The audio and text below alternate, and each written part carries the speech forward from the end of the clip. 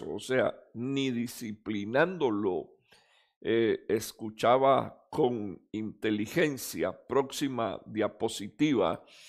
Dice Deuteronomio 21:19, el padre y la madre le tomarán y lo llevarán fuera a donde estaban los ancianos de la ciudad, a la puerta de la ciudad natal, y le dirán a los ancianos. Ahora, a mí me llamó la atención que en el original hebreo, en la Strong Concordancia, la palabra anciano incluye la palabra ayo. Lo llevarás a los ayo, o sea, vas a traer tus hijos, y como todos sabemos, los ministerios primarios son ayos que Dios estableció, nodrizas, bendito el nombre del Señor. Así que la Biblia dice que ese hijo rebelde, ese hijo contumaz, que aún así todo después de la disciplina no escuchaba al padre ni lo obedecía, dice la palabra de Dios que habían que traerlo delante de los ancianos de la ciudad y tendrían que decirle a los ancianos de la ciudad, este hijo nuestro, son 5 cosas las que dice este versículo. Este hijo nuestro es terco, es rebelde, no nos obedece.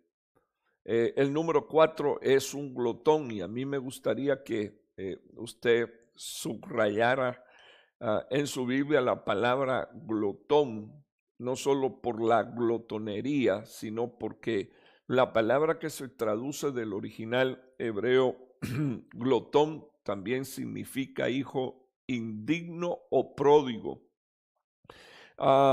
Es un hijo escurridizo, un hijo glotón, un hijo vil, y la quinta expresión es borracho.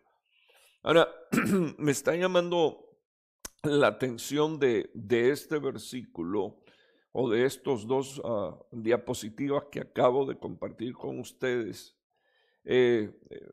Perdón, estoy solo pensando con usted, como dice mi padre, estoy platicando con usted. Un menor no puede ser un borracho. Aquí evidentemente se tiene que estar hablando de un hombre que incluso, o un hijo que incluso ya pasó la edad de la adolescencia, y que precisamente porque se siente mayor de edad está probablemente en aquella época, pues el vicio era el vino añejado que contenía alcohol y provocaba la borrachera. Hoy conocemos que los vicios son múltiples y diferentes, de manera que mucha gente trata de satisfacer su carne a través de estas ministraciones dentro de círculos viciosos que lo que hacen es hundir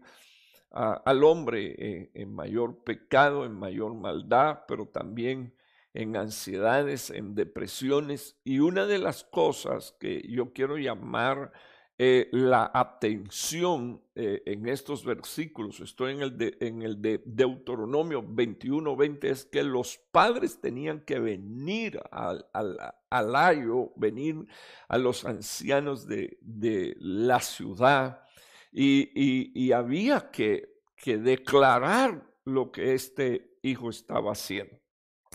Si nosotros queremos ser bendecidos y nosotros queremos ser prosperados, inclusive si queremos ver una reconciliación con Dios, una de las cosas que el Señor Jesús dejó como doctrina es que si alguien cometía falta, se le llamara la atención. Si continuaba cometiendo esa falta, se buscaran a 2 testigos. Y si después de haber llamado a 2 testigos, esta persona no recibía la palabra de consejo y de exhortación, el tal debía de ser tomado por un infiel. Así que comparando los dos estados en aquella época, la palabra del Señor dice que entonces este muchacho o este joven o este desobediente tendría que ser sacado y entregado a los hombres de la ciudad para que estos los apedrearan y él muriera. Y dice la Biblia, y así quitarás el mal de en medio de ti, y todo Israel oirá esto y temerá. Es un poco triste cuando uno lee este versículo, que en la ley era necesario que un hijo desobediente muriera de esta manera. Un hijo desobediente con estas características: terco, rebelde, que no obedece a sus padres, que es un glotón, indigno, pródigo, y en quinto lugar, borracho. Así que aquí está la manifestación del que recibe una paga por todo lo malo que hace. Sin embargo, en el tiempo de la gracia, en la dispensación donde hay influencia divina de Dios en el corazón de un hombre, entonces encontramos que Cristo, el inocente, viene y da su vida en la cruz del Calvario, precisamente por todos estos rebeldes. Y he aquí una de mis siempre eternas preocupaciones cuando estoy compartiendo un versículo de la palabra como estos, porque el apóstol Pablo dice que por el testimonio de dos o tres, dice la Biblia, una persona podía morir. Pero ahora dice, cuánto más aquellos que tienen por inmunda la sangre de Cristo, pisotean su nombre y resisten o le hacen afrenta al Espíritu de la gracia. Yo quiero poner aquí en estas dos diapositivas un balance, porque creo que es importante que de la misma manera que Pedro exhorta a que nosotros debemos de aprender a vivir con nuestras esposas con sabiduría, también el apóstol Pablo a nosotros nos exhorta a que no deberíamos de provocar a ira a nuestros hijos.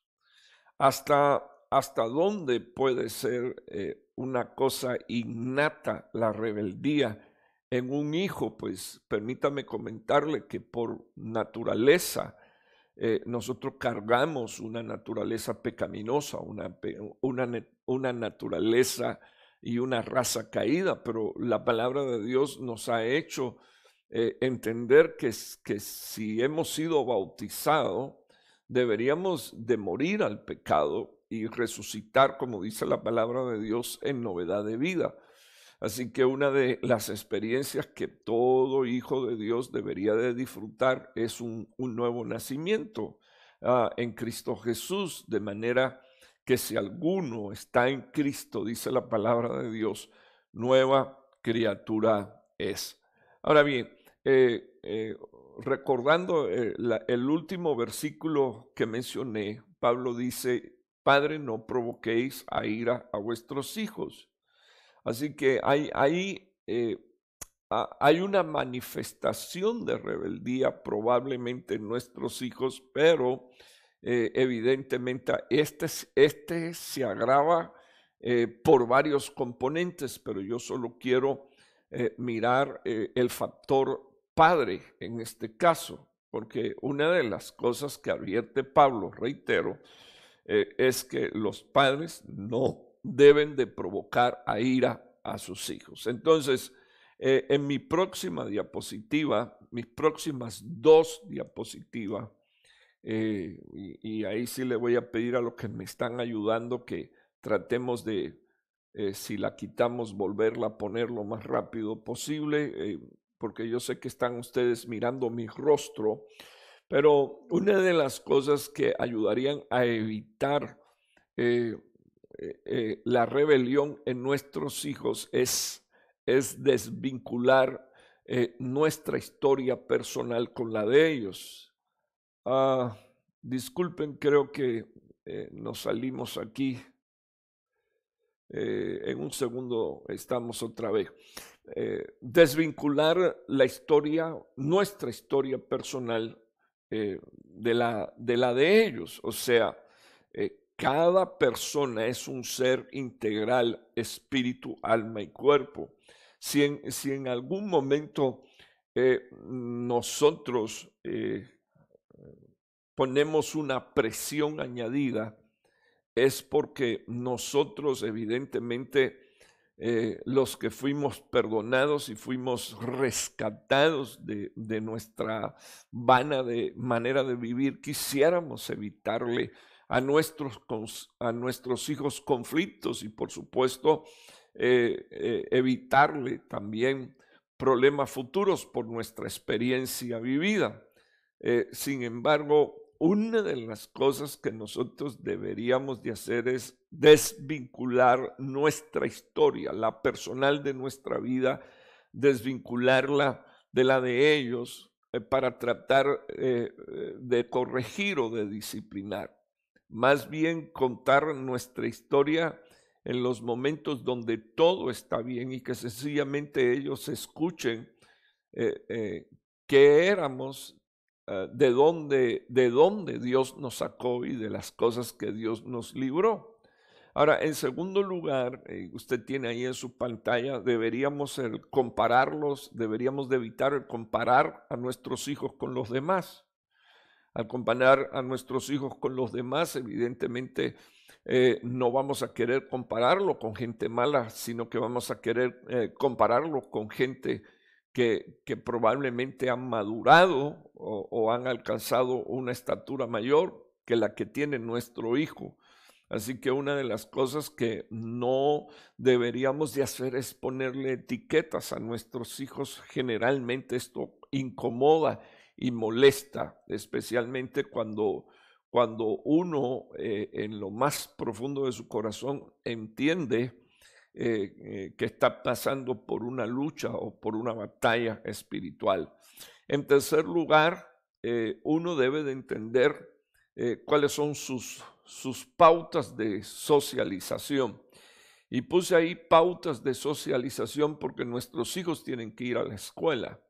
Evidentemente nuestros hijos se tienen que relacionar con gente que no conoce a Dios.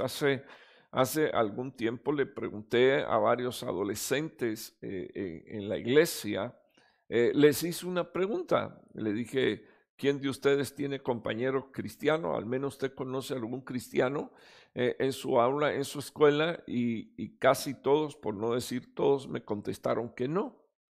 Entonces yo le hice la próxima pregunta. Mi próxima pregunta fue esta: ¿cuántos de los que están allí saben que tú eres cristiano? Y ninguno me quiso contestar esta pregunta. Así que en mi país dice que los que se callan otorgan, y yo he de presumir que en aquel entonces todavía nadie en la escuela sabía que estos jóvenes eran cristianos. Ahora, regresando a la pantalla, a mi punto número 3, una de las cosas que yo quiero que usted observe es que nosotros debemos de entender que ellos están socializando con personas que no tienen a Dios en su corazón. Y evidentemente, hermano, ellos van a venir contaminados de la calle. La Biblia dice, puesto que tenemos tales promesas, contaminémonos, descontaminemos el espíritu y el cuerpo. Así que nuestros hijos no quedan excluidos de esa contaminación. Y lo que sí deberíamos de entender es que aunque ellos tengan que socializar, una de las cosas que nunca deberíamos de hacer es ceder a la corriente de este mundo, ya sea en cuanto a pensamiento o en cuanto a acciones, en cuanto a actitudes. Debemos de establecer esa diferencia. Ahora bien, me gustaría que usted mirara el punto número 4, porque estas cosas van a evitar presiones sobre nuestros hijos, digamos jóvenes, adolescentes jóvenes. una de las cosas que deberíamos de cuidar es la idea de que lo que yo no logré, lo que yo no pude alcanzar, lo que yo no pude hacer, que Él lo haga, que Él lo logre, que Él lo alcance. Y esto únicamente se puede hacer, hermanos, si esto está en el plan de Dios. Evidentemente, por ejemplo, David no alcanzó a construir el templo y quien lo construyó fue Salomón, porque ese era el plan de Dios. Ahora, al no ser que tengamos un testimonio de cuál es el plan de Dios para nuestros hijos, al no ser que como David tengamos el testimonio de que no vamos a edificar nosotros, sino que va a edificar un hijo y que su tarea fue plantar la visión y prepararle los materiales con los que iba a construir ese templo, nosotros deberíamos de tener mucho cuidado con esa idea de que él alcance o logre lo que yo no pude alcanzar. Próxima diapositiva. Aparecen 2 puntos más, el 5 y el 6. Y yo creo que este es importante, el punto número 5 es tan importante porque una de las cosas que nosotros debemos de enseñarle a nuestros hijos es responsabilidad. Cada uno tiene el deber de aprender de sus errores y también algunos errores que llegan a ser horrores finalmente tienen consecuencias muy malas, muy feas, muy difíciles. Entonces quiero compartir unos minutos con esto porque mucho de nuestra paternidad y mucho de la maternidad de la mujer pues implica rodear, proteger y cuidar a los hijos, pero en la manera en que los hijos van creciendo, nosotros debemos de enseñarle la responsabilidad para que cuando ellos hagan cosas que no estén bien, sepan que ellas van a traer consecuencias y que en esas consecuencias ellos van a tener que lidiar con ciertas cosas que probablemente ellos no han visto, no han vivido. Entonces, yo no quiero entrar en detalles, pero, por ejemplo, muchachos jóvenes que son prácticamente unos adolescentes, no han cumplido ni siquiera los 21 años y en una práctica de sexo fuera del matrimonio o hace un hijo o la joven adolescente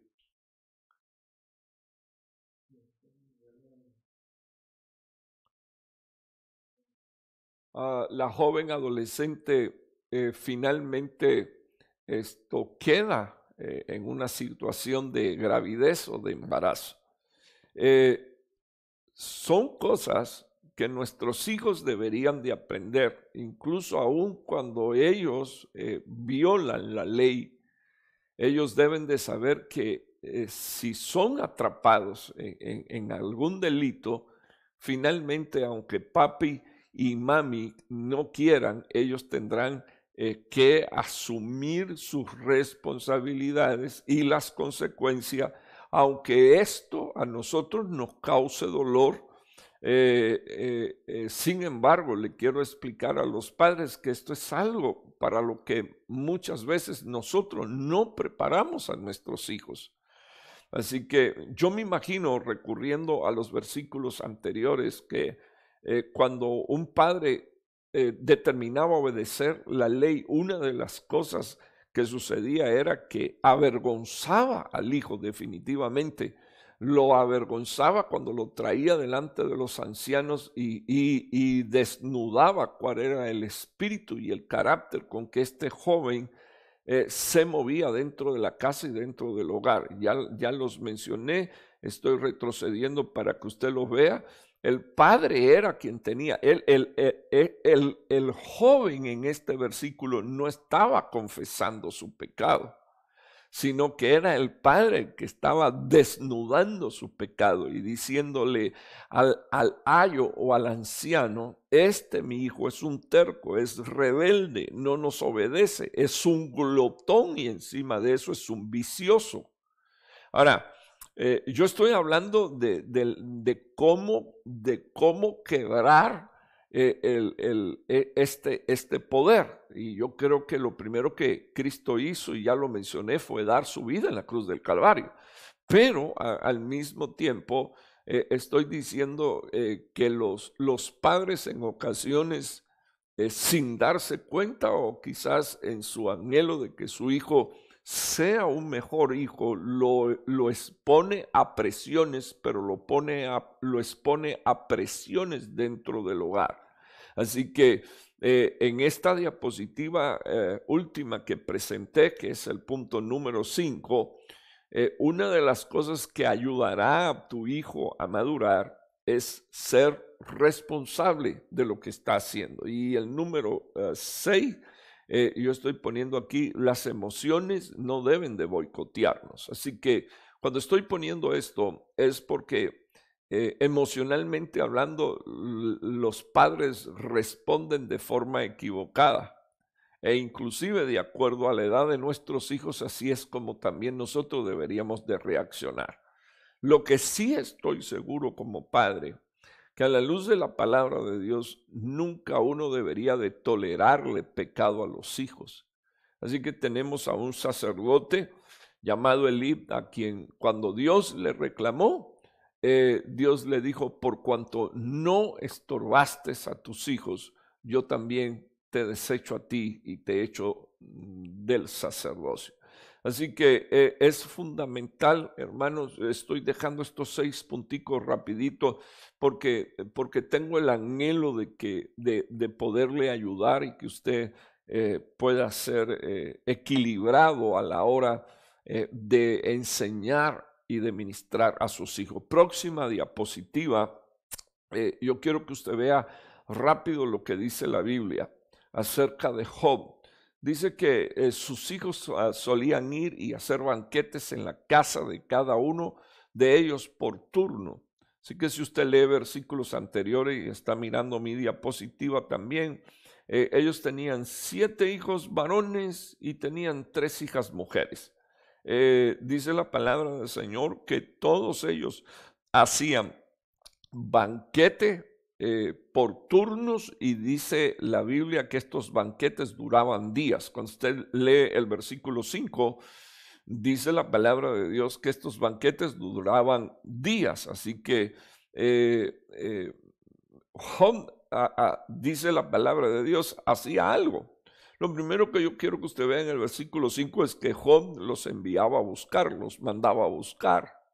Así que todavía sus hijos estaban identificados con ellos. O sea, si Job los mandaba a buscar y cada uno de ellos celebraba por turnos sus banquetes, yo tengo que pensar también que los hijos de Dios no eran niños, los hijos de Job no eran niños. Es más, cada uno de ellos tenía una casa. No sé si dentro de la misma finca o dentro del mismo terreno, pero lo que la palabra de Dios deja ver claramente es que cada uno de ellos tenía una casa. En cada una de esas casas, que eran 7, se celebraban banquetes. En cada una de esas 7 casas es probable que se hiciera algo que a Dios no agradara al Señor. Sin embargo, la Biblia dice que Job los mandaba a buscar. Así que había una 8ª casa. Y según nuestra enseñanza, el número 8 es número de reinicio. Así que tenemos una situación donde hay seguro hay 7 casas o 7 hogares donde se están haciendo banquetes, y el Padre, cuando los manda a buscar, dice la palabra del Señor, ellos venían. Ahora, no podemos decir que Job era un viejo caprichoso, o que Job fuera un viejo insoportable, o que Job fuera despreciado por sus hijos. Todo lo contrario. Tenemos que, a la luz de la palabra de Dios, mirar que Job era un hombre amado y respetado por sus padres. probablemente mucha de la bendición que tenían esos muchachos tiene que ver con el legado que él como padre le dejó a sus hijos. Pero él estaba consciente de que sus hijos le estaban faltando a Dios y los mandaba a buscar. Y ellos venían, y dice la Biblia que los santificaba. Estoy en el versículo 5, y no solo los santificaba, sino que al día siguiente, levantándose temprano, ofrecía holocausto conforme al número de ellos, porque la palabra dice que Job decía: quizás mis hijos hayan pecado y maldecido a Dios en sus corazones. Ahora, en el original hebreo, usted se da cuenta, la palabra aquí corazones es: quizás mis hijos hayan pecado en sus almas, quizás mis hijos hayan pecado en sus ánimos, quizás mis hijos hayan pecado en sus deseos, en sus entendimientos, en su espíritu, en su inteligencia. Quizás mis hijos pecaron en su meditación. Quizás mis hijos pecaron contra el propósito de Dios y la voluntad de Dios. Entonces los mandaba a buscar. Habían 7 casas que eran las 7 casas de cada uno de los 7 hijos varones. Y dice la palabra del Señor que los mandaba a buscar. ¿A dónde? A la casa donde estaba el padre. Así que yo quiero decirle, hermano, que la casa de un padre es casa de restauración. La casa de un padre es casa de reconciliación. La casa de un padre siempre tiene que ser la casa de oportunidad donde los hijos pueden regresar. Pero no solo regresar, es posible que haya alguno que no quiera regresar, y entonces tienes que usar esa paternidad para mandar a buscar a tus hijos y decirle: por favor, vente, quiero orar por ti, ven, necesito ministrarte, ven. La Biblia no dice que Job iba a buscarlo, la Biblia dice que los mandaba a buscar, los santificaba y luego al día siguiente él se levantaba. O sea, Job tenía una autoridad paternal según la palabra de Dios, no solo para que ellos llegaran, sino una autoridad espiritual para santificarlos. Y espero yo en el Señor que nosotros podamos entender estos principios, porque estoy seguro que Job no fue la clase de hombre que privó a sus hijos o que los engañó o que los vejó o que los molestó o los incomodó. Fue un padre que no podemos decir que era tolerante, todo lo contrario, un padre que estaba preocupado por la situación en la que podían haber estado sus hijos, porque él tampoco estaba presente, pero sí estaba pendiente de que habían posibilidades de que sus hijos hubiesen pecado al Señor, contra el Señor. Así que su mentalidad estaba en hacer quitar el oprobio de medio de su casa, de medio de su familia. Así quitaréis, o sea, es tarea de nosotros quitar de sobre encima de nuestros hijos aquellas cosas que puedan traer marcas que luego involucren a nuestros hijos en juicio.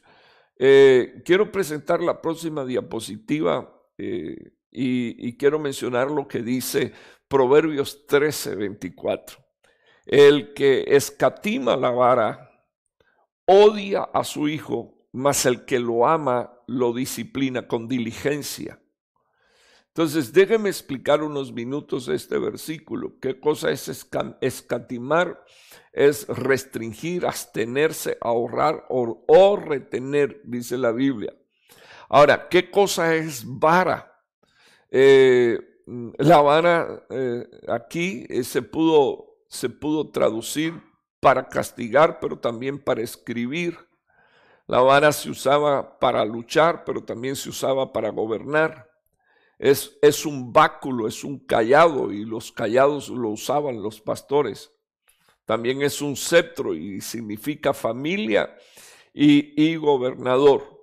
Me quiero detener unos minutos solo para recordar cuando hubo una rebelión contra el sacerdocio que Dios había establecido.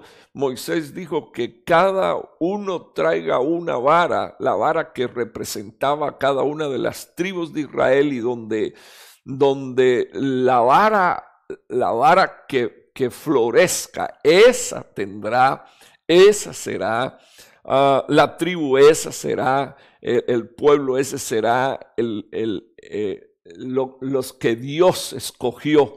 Ahora, si usted se da cuenta, dice el que escatima la vara, o sea, el que no le ministra a su hijo como debería de ministrarle.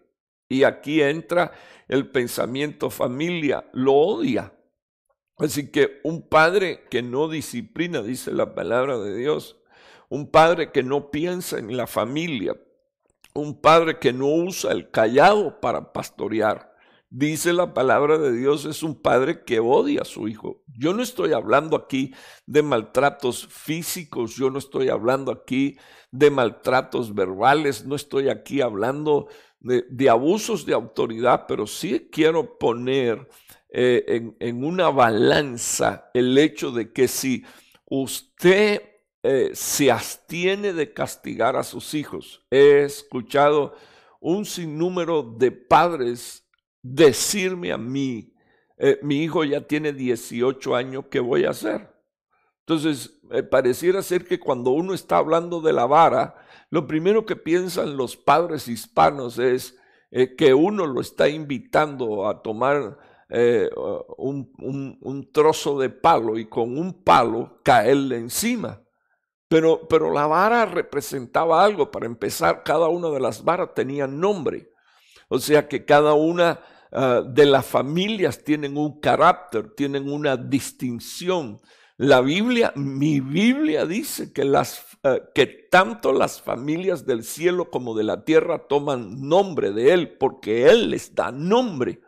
Así que la casa tiene una familia, o sea, la vara es la representación de una familia. Y una de las cosas que nuestros hijos deberían de saber es que ellos forman parte de una familia. Una de las cosas que ha hecho el enemigo a través de mucho tiempo es hacerle creer a ellos que ellos son libres y que ellos pueden hacer con su vida lo que les da la gana. Pero el tema es cómo el enemigo ha trabajado para desligar a ese muchacho de un tronco que es una familia. Para desligar a ese muchacho de un tronco que tiene savia, que tiene inteligencia, que tiene identidad, que tiene propósito. Entonces, al desligar a ese hijo de ese tronco, de esa vara, de esa savia, el propósito principal es que ese niño o ese adolescente o ese joven diga: yo no tengo familia. Cuando usted escucha a los pandilleros hablar, los pandilleros dicen: yo no me voy a salir de la pandilla es mi familia. Ellos me han dado respeto, ellos me han dado cuidado. Y no importa si ellos son los que tienen el arma con un gatillo en la mano para matar y asesinar, pero ellos consideran que esa mara es su familia.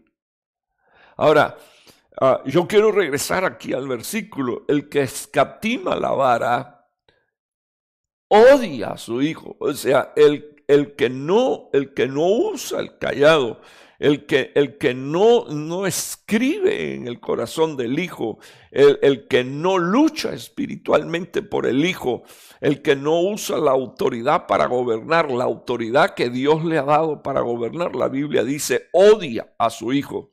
Pero dice la palabra de Dios: mas el que lo ama, lo disciplina. Ahora, si usted ve aquí qué cosa es disciplina, es reprensión. Son advertencias, son instrucciones, enseñanzas, doctrina. Estaba oyendo a mi papá en estos días, el apóstol Sergio, hablando acerca de cómo en un aeropuerto anuncian 8 y 10 veces mandando a buscar una persona estamos a punto de cerrar, el avión está a punto de irse y la gente no aparece y todavía ellos están dando más tiempo, amenazando, pero no acaban de cerrar la puerta y de que el avión se vaya. Y que lo dejen con maletas y todo en el aeropuerto por no aparecer en la puerta a tiempo, porque con tiempo te avisan dentro de unos minutos, y esos minutos son 30 minutos antes de salir el avión. Él decía que así están los padres, así están las madres. Te voy a disciplinar, te voy a corregir, te voy a castigar, prepárate cuando venga tu papá, pero no lo hacen. Entonces, yo quiero que usted vea unos minutos lo que dice la Biblia. Es una manifestación de amor establecer disciplinas.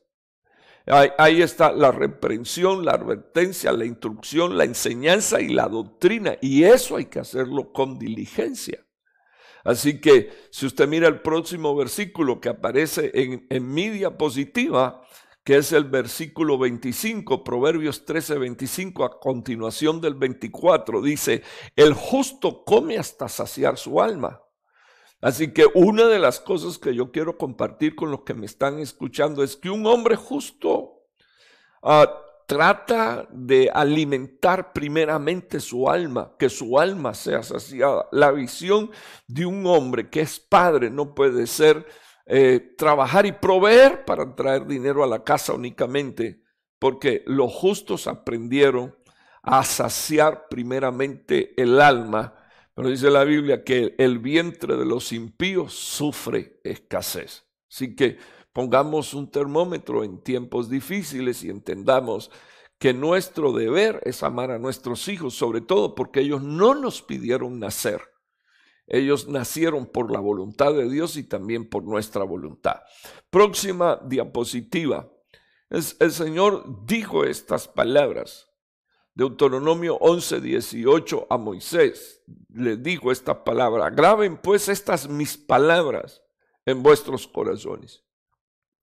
Me llama la atención que esa palabra es dabar, materia, el poder creativo de Dios. Entonces, si yo coloco palabra de Dios en el corazón de mis hijos, yo estaré creando un ambiente de poder creativo para que en nuestros hijos se forme la vida de Dios.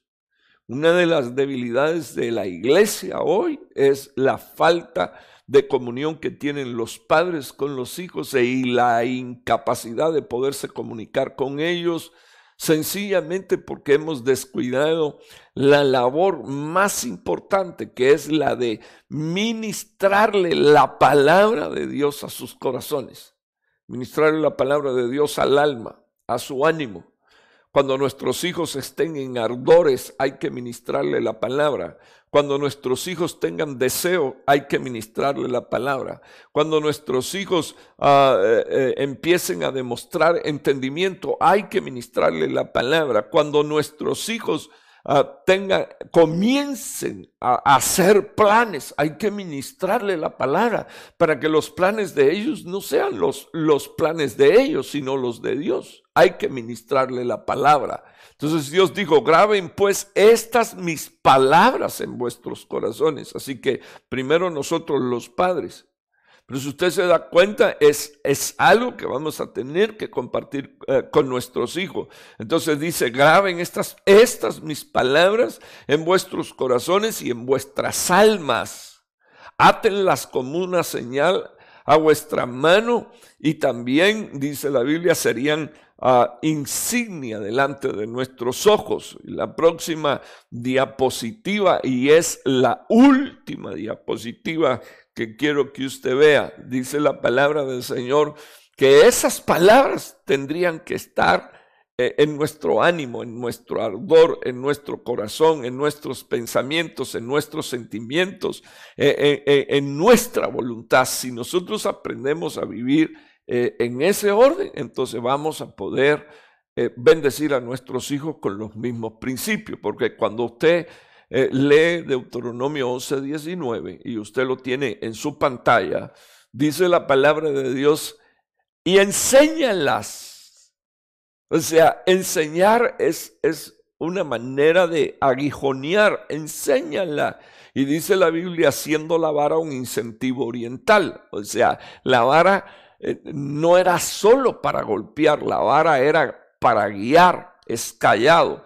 La vara, a la vara le pusieron los nombres de las 12 tribus de Israel. La vara tiene identidad de familia. Así actúan los hijos de Dios, así actúa el pueblo de Dios. Entonces, cuando el Señor dice, y enséñalas, le estaba diciendo a los padres, acostumbra a tus hijos. Hay muchas cosas que nuestros hijos no saben cuando nacen. Sin embargo, qué bendición cuando van creciendo y usted ve que ya van solo tomando la cuchara y ellos mismos van tomando del alimento del plato y se lo están llevando a la boca. Eso significa que tu hijo está creciendo. Si eso es en lo natural, ¿por qué no pensar que Dios también en lo espiritual está haciendo esa obra? Enséñalos. Ministrale el indómito que hay dentro de sus corazones. Entonces dice la palabra, enseñarla a vuestros hijos. Y Dios dijo cómo habría que serla, hermano, hablándoles de ellas, hablándoles no nuestras palabras. No, por eso hace un rato le presenté la diapositiva marcando 6 puntos, cómo puedes ayudar a tu hijo. Y no puedes ser tratando de duplicar tu sueño en ellos. Tienes que bendecirlos. Porque una de las cosas que hace un padre que quiere bendecir a sus hijos es buscar que él vaya mucho más allá del lugar a donde él llegó.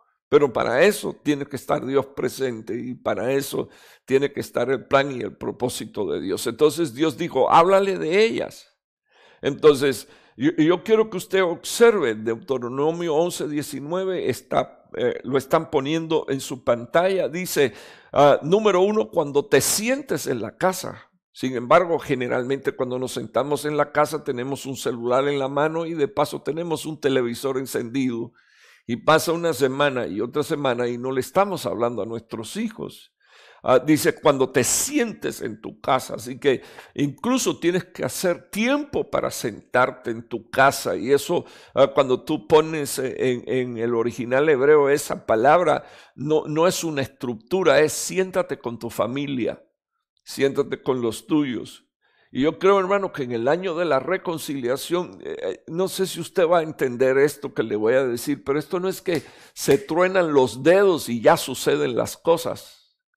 O sea, la reconciliación tiene procesos y una de ellas es tu presencia en el hogar. Que tus hijos te vean, que tus hijos te reconozcan, que tú les prestes atención a tus hijos, por muy pequeños que sean cuando te hablen, prestarle atención a ellos. ¿Qué cosa es lo que ellos quieren? Darle amor, ministrarles con una palabra, aunque ellos no entienden, pero está escuchando, su alma y su espíritu está recibiendo esa palabra.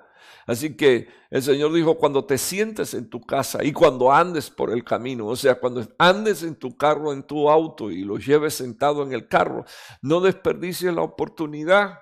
Antes de darle un celular para que se entretenga en jugar, comparte una palabra de Dios con ellos y luego pues entrégale el celular y que se echen sus jueguitos y sus entretenimientos, pero enséñalo a que cuando entre en el carro y viaja contigo, ellos van a escuchar una palabra tuya. Quiero que me escuches bien. No se trata de que pongas dentro de tu carro un celular escuchando música cristiana o escuchando el mensaje a saber de quién. No importa qué tan bendecido sea y qué tan próspero sea ese hombre. El Señor dijo que tú como padre tendrías que ministrarle a tus hijos en el camino. En el camino no iba a estar el sacerdote dando un culto. En el camino quienes iban a estar eran los padres ministrándole a los hijos estas palabras. En el tercer lugar, usted lo puede ver en pantalla, el Señor dijo, enséñale a tus hijos cuando te acueste. O sea, inclusive aquí hay un diseño. El diseño es, aunque cada cual tenga su cuarto, ve al cuarto de ellos o invítalos al tuyo unos minutos para escuchar la palabra de Dios. Así que aquí necesito hacer un entre paréntesis y le pido a los padres que tengan el cuidado de prestar atención qué hacen sus hijos cuando usted se acuesta y se queda todavía la internet conectada. Escuché a mi padre, el apóstol, un día decir, no es posible, hermano, que su hijo después de grande le salga fumando y que usted jamás y nunca le haya visto picadura en el bolsillo. Y es que si ellos son hábiles para esconder, el Espíritu Santo es hábil para desnudar. Y deberían de haber padres que se ocupan de hacer lo que Dios dice que deberíamos de hacer. Es más, esta es la manera de reconciliar a nuestra familia con Dios. Año de la reconciliación, enséñale a tus hijos estas palabras cuando te acuestes. Y también Dios dijo cuando te levantes, número 4.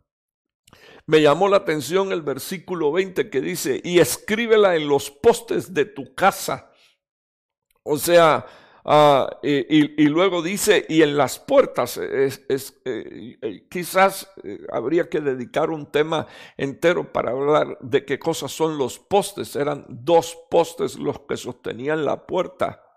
Pero rapidito, solo le voy a mencionar, el templo de Salomón tenía 2 columnas.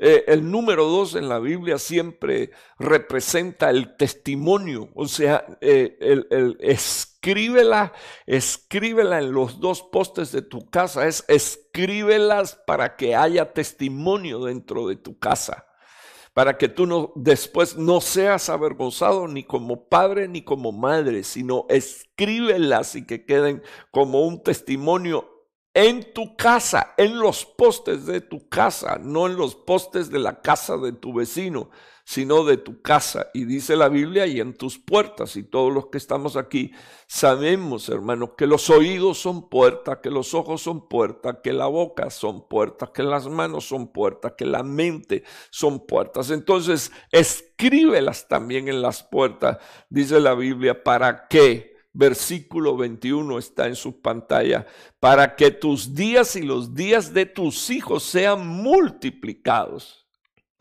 En el nombre de Jesús, yo quiero decirte que hay una manera de extender la vida. Y la manera de extender la vida es enseñando a nuestros hijos, como dice la Biblia. O sea, disculpe, esto es como una medicina que tú te tienes que tomar 4 veces al día y el médico te dice cada 6 horas te las tienes que tomar.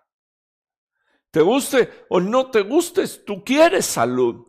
Y entonces comienza a tomarte la medicina a las 12 de la noche, para luego tomártela a las 6 de la mañana, para luego tomártela a las 12 del mediodía y luego a las 6 de la tarde. Pero se te ocurre tomarte la pastilla a las 10 de la noche, a las 4 de la mañana tendrías que tomarte la otra tableta. Y luego a las 10 de la noche, entonces de alguna manera trata de acomodar tus horarios, pero entiende por la palabra de Dios que si a tu tratamiento de salud le falta una tableta, porque tú decides, en vez de tomártela cada 6 horas, y aquí hay 4 puntos, tienes que hablarle a tus hijos cuando te sientes en tu casa, cuando andes por el camino, cuando te acuestes y cuando te levantes. Tienes que hablarle a tus hijos. Entonces tus hijos no estarán tomando la tableta o la pastilla de la palabra de Dios que provocará prosperidad en sus vidas, sanidad, restauración. Entonces Dios mismo, y usted lo tiene en pantalla, dice el versículo 21, para que tus días y los días de tus hijos sean multiplicados en la tierra que el Señor juró dar a tus padres. Dice la Biblia, por todo el tiempo que los cielos permanezcan sobre la tierra. Y es impresionante. Porque aunque usted no lo crea, aquí Moisés está profetizando que los cielos van a pasar de forma implícita. Entonces dice la palabra del Señor que Dios dijo, vas a ser multiplicado y bendecido durante todo el tiempo que los cielos permanezcan sobre la tierra. Así que cuando salgas afuera y mires hacia los cielos, ahí están los cielos, todavía hay una señal de que Dios va a cumplir tu palabra de prosperidad. Pero necesitamos hacer algo, y ese algo que Dios nos está indicando que tenemos que hacer, dice la palabra de Dios, y eso no lo digo yo, y estoy retrocediendo solo al principio, a la primera diapositiva, que es el título, y a la segunda diapositiva. El Señor dijo, hay que hacer esto para que entonces sea quitado el mal de en medio de ti. Todos los que estamos aquí queremos ver el bien, queremos ver la misericordia, queremos que Dios nos bendiga, queremos que Dios nos prospere, queremos que Dios nos guarde. Entonces hagamos lo que nos corresponde hacer con nuestros hijos. Que Dios te bendiga mucho. Voy a tener una palabra de oración. Han transcurrido aproximadamente unos 56 minutos de ministración. Espero en el Señor que esta palabra de instrucción te sirva para encaminar tus pasos con tus hijos. Que Dios te bendiga. Aprovecho esta oportunidad para bendecir desde aquí a Romualdo y a su esposa, que es su 8º aniversario de matrimonio. Y también bendigo a todos los que me están escuchando a través de la red. Padre que estás en los cielos, estoy suplicando, Señor, que tú arranques el mal de nuestra casa.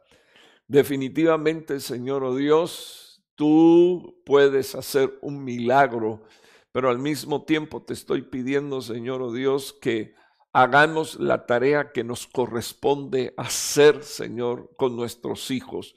Te pido, Señor, que tú levantes el sacerdocio de todos aquellos que me escuchan, Señor, como dice tu palabra, para ver los largos días sobre la faz de la tierra. No solo los míos, sino también los de nuestros hijos, Señor.